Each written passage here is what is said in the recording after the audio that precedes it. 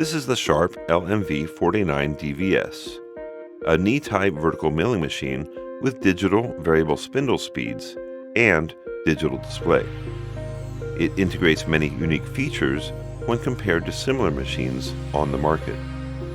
The structural parts of the machine are ruggedly constructed for high rigidity.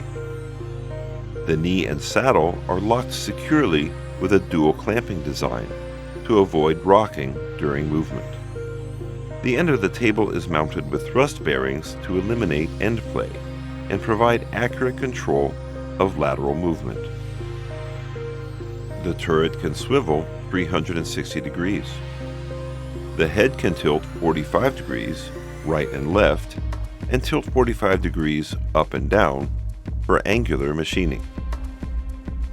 The exclusively designed knuckled head uses 6 bolts fitted into the circular T-slots to prevent the head from slipping. The bottom of the motor shaft is firmly supported by bearings, ensuring proper loading, support, and alignment of the spindle. The spindle provides easy, knob-activated spindle speed change in a range of 65 to 4,500 RPM, making the machine suitable for machining various types of workpiece materials.